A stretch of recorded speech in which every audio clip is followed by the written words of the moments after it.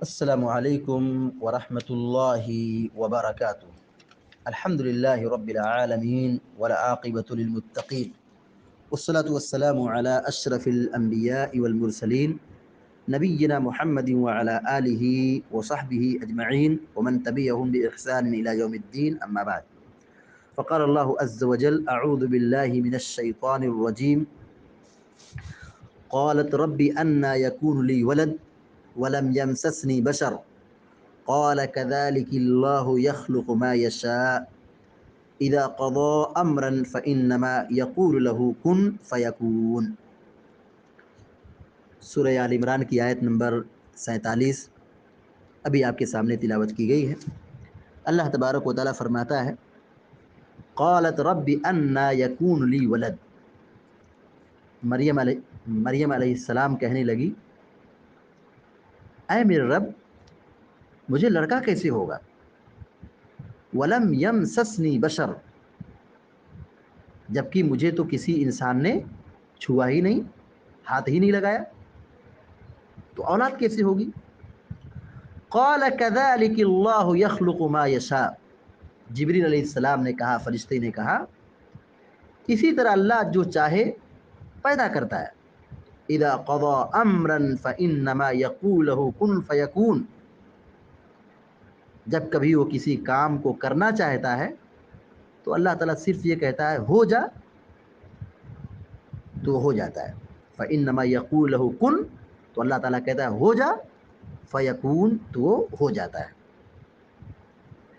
شیخ Saadi رحمۃ اللہ علیہ اس آیت کی تفسیر میں کہتے ہیں: قالت رب انا یکون لی ولد ولم یمسسنی بشر. مریم علیہ السلام کہنے لگے کہ الہی، اے میرے رب، مجھے اولاد کیسی ہوگی جبکہ مجھے کسی انسان نے چھوا تک نہیں. کہتے ہیں کہ والولد فی العادۃ لا تکون الا من مس البشر. اولاد فطری طور پر کیسے ہوتی ہے؟ عمومی طور پر آدمی کے ملاپ سے ہوتی ہے. اولاد پیدا ہوتی ہے مرد عورت کے ملاپ سے. تو یہاں مریم علیہ السلام کہہ رہے ہیں کہ مجھے کسی انسان نے چھوا ہی نہیں. تو یہ تعجب کی جگہ ہے. انہوں نے اس لیے یہ سوال نہیں کیا کہ مجھے کہاں اولاد ہوگی، کہ اللہ تعالیٰ کی قدرت میں شک کر رہی. شک نہیں تھا. عام طور پر اولاد جو ہوتی ہے یہ مرد عورت کے ملاپ سے. تو مریم علیہ السلام پاکیزہ ہیں، مریم علیہ السلام پاک دامن ہیں، اور وہ کنواری ہیں، ان کی شادی نہیں ہوئی ہے. ان کے اولاد کیسے ہو سکتی ہے؟ اولاد ہونے کے لیے یا تو شادی جائز طریقہ نکاح کا ہے، یا تو پھر بدکاری کا ہے جو گناہ کا راستہ ہے، زنا کا راستہ ہے. اور مریم علیہ السلام دونوں چیزوں سے کیا ہے؟ بری الذمہ ہے. دونوں چیزوں سے کیا ہے؟ آزاد ہے. وہ گناہوں سے پاک ہیں اور ان کی شادی بھی نہیں ہوئی ہے. تو یہاں پر مریم علیہ السلام بطور تعجب کہہ رہے ہیں کہ کیسے بیٹا ہوگا، اولاد کیسے ہوگی. اللہ کی قدرت میں شک نہیں کیا ہے. لا شک فی قدرت اللہ تعالی. اللہ کی قدرت میں شک نہیں کیا ہے، بلکہ جو اولاد ہونے کے جو ظاہری اسباب ہے وہ نہیں ہے، تو اس میں تعجب کیا ہے. قال كذلك اللہ یخلق ما یشاء. تو فرشتے نے کہا اسی طرح اللہ تعالیٰ جو چاہتا ہے پیدا کرتا ہے. تو یہاں اللہ نے یہ خبر دی ہے کہ یہ معاملہ خرق عادت سے مطابق ہے، یعنی ظاہری اسباب کی بنیاد پر جو اولاد ہوتی ہے اس سے ہٹ کر کے ہے. کیونکہ اللہ تعالیٰ جب کسی کام کا ارادہ کرتا ہے یا اس کی چاہت ہوتی ہے تو وہ کہتا ہو جا، تو چیز ہو جاتی ہے. اب دیکھیے، یحییٰ علیہ السلام پیدا ہوئے، یحییٰ بن زکریہ. ان کے یہاں بھی ظاہری اسباب نہیں تھا. زکریہ علیہ السلام بوڑھے تھے اور ان کی والدہ یعنی یحییٰ کی والدہ اور زکریہ کی بیوی یہ بانجھ تھی. یہاں ظاہری اسباب ناپید ہیں، لیکن اس کے باوجود ان کے یہاں اولاد ہوئی. تو اللہ تعالیٰ جو چاہتا ہے عطا کرتا ہے، جو چاہتا ہے پیدا کرتا ہے. اس سے بھی کہیں زیادہ تعجب خیز بات، عجیب بات اور غریب بات یہ ہے کہ وہاں پر تو ظاہری سبب موجود ہیں، میاں بیوی، مرد عورت، لیکن وقت نہیں ہے، اولاد کے ملنے کا وقت ختم ہو چکا ہے، جو ظاہری سبب ہے بڑھاپا اور باجپن، یہ دو چیزیں کیا ہے، رکاوٹ ہیں، لیکن اللہ تعالیٰ نے ان کو وہ نعمت عطا کی، اولاد ان کے یہاں پیدا ہوئی۔ تو مریم علیہ السلام کا معاملہ یا عیسیٰ علیہ السلام کا معاملہ اس سے بھی زیادہ تعجب خیز ہے کہ ان کو مریم علیہ السلام کے یہاں اولاد ہوئی بلا نکاح کے، بلا شوہر کے۔ تو یہ بات ثابت کرنے کے لیے ہے کہ اللہ تبارک و تعالیٰ جو چاہتا ہے کرتا ہے، جو اللہ نے چاہا وہ ہوا اور جو نہیں چاہا وہ نہیں ہوا۔ تو اللہ تبارک و تعالیٰ مریم علیہ السلام کو اولاد دینا چاہا، عیسیٰ علیہ السلام کو پیدا کرنا چاہا، تو ظاہری اسباب سے ہٹ کر کے اللہ نے ان کو، عیسیٰ علیہ السلام کو پیدا کیا۔ تو اللہ تعالیٰ جو چاہتا ہے کرتا ہے، اللہ تعالیٰ ہر چیز پر قادر ہے۔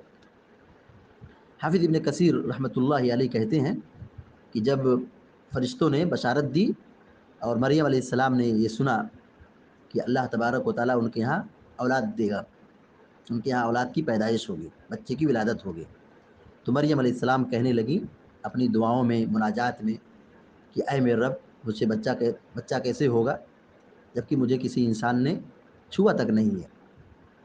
یعنی اولاد جو ہوتی ہے وہ شادی سے ہوتی ہے، اور یہاں میرے پاس ایسا معاملہ نہیں ہے، میرا معاملہ ایسا نہیں ہے، میں شادی شدہ نہیں ہوں، اور نہ میرا کوئی عزم ہے کہ شادی کروں، اور نہ میں فاحشہ عورت ہوں، بدکار عورت ہوں، تو کیسے اولاد ہوگی؟ تو فرشتے نے جواب دیا، اللہ رب العالمین کا کلام سنایا کہ کذالک اللہ یخلق ما یشاء ھکذا امر اللہ عظیم، اللہ کا معاملہ ایسا ہی ہے، اللہ تعالیٰ جو چاہتا ہے پیدا کرتا ہے، جو چاہتا ہے کرتا ہے، اسے کوئی چیز عاجز نہیں کرتی ہے۔ دیکھیں یہاں پر اللہ رب العالمین نے یخلقو کا صیغہ استعمال کیا، کذالک اللہ یخلق، اور زکریا علیہ السلام کے قصے میں کیا کہا، کذالک اللہ یفعل، یہاں پہ یفعلو نہیں کہا، اللہ تعالیٰ نے کیا کہا، یخلقو کہا۔ زکریا علیہ السلام کے قصے میں کیا تھا، کذالک اللہ یفعل، اسی طرح اللہ تعالیٰ کرتا ہے۔ لیکن جب عیسیٰ علیہ السلام کی ولادت کا معاملہ آیا تو کیا کہا اللہ رب العالمین نے، کذالک اللہ یخلق، اللہ تعالیٰ اسی طرح پیدا کرتا ہے، تاکہ وہ سارا شبہہ کیا ہو، ختم ہو جائے کہ مریم علیہ السلام کے یہاں اولاد ہوئی، عیسیٰ علیہ السلام بنا باپ کے پیدا ہوئے، تو نعوذ باللہ والعیاذ باللہ عیسائیوں نے عیسیٰ علیہ السلام کی شان میں غلو کیا، ان کے درجوں کو بڑھایا، یہاں تک کہ کیا کہہ دیا، یہ اللہ کے بیٹے ہیں، نعوذ باللہ۔ اور کسی نے کیا کہہ دیا کہ یہ 1/3 الہ ہے۔ یہاں اللہ تعالیٰ یخلقو کا صیغہ استعمال کر رہا ہے تاکہ شبہہ جو بدعقیدگی کا فتنہ ہے وہ سب کے سب ختم ہو جائے۔ یہ ثابت کر رہا ہے کہ اللہ تعالیٰ پیدا کیا، مطلب عیسیٰ مخلوق ہیں، عیسیٰ علیہ السلام میں الوہیت کی کوئی صفت نہیں ہے، اور نہ وہ اللہ کے نعوذ باللہ بیٹے ہیں، بلکہ وہ اللہ کی مخلوق ہیں۔ تو اس آیت سے یہ بات ثابت ہوتی ہے کہ مریم علیہ السلام پاک دامن ہے، اور ان کے یہاں اولاد ہوئی تو اللہ تعالیٰ نے یہ نعمت انہیں عطا کی۔ لہذا یہ بات اچھی طرح واضح ہوئی، مریم علیہ السلام کے یہاں جو بچے کی ولادت ہوئی یہ من جانب اللہ ہے، یہ اللہ کے اذن سے ہے، اللہ کی مشیت سے ہے، یہ اللہ کا فیصلہ ہے، اللہ نے عطا کیا ہے، اور مریم علیہ السلام پاک دامن ہے اور گناہوں سے وہ پاک صاف ہیں۔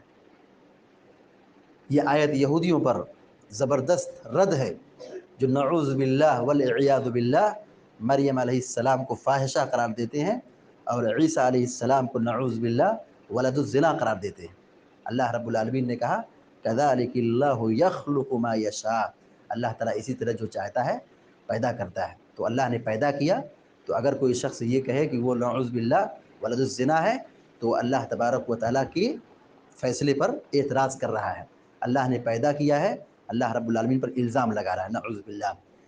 لہذا ہماری اور آپ کی ذمہ داری بنتی ہے کہ ہم اس صحیح عقیدے کو صحیح طور پر سمجھیں اور اس کے تقاضوں کو پورا کریں۔ اللہ تعالیٰ سے دعا ہے کہ اللہ تعالیٰ ہم سب کو آپ سب کو نیک عمل کی توفیق عطا فرمائے، آمین یا رب العالمین۔ وصلی اللہ علی نبینا محمد وسلم تسلیما کثیرا، والسلام علیکم و رحمۃ اللہ وبرکاتہ۔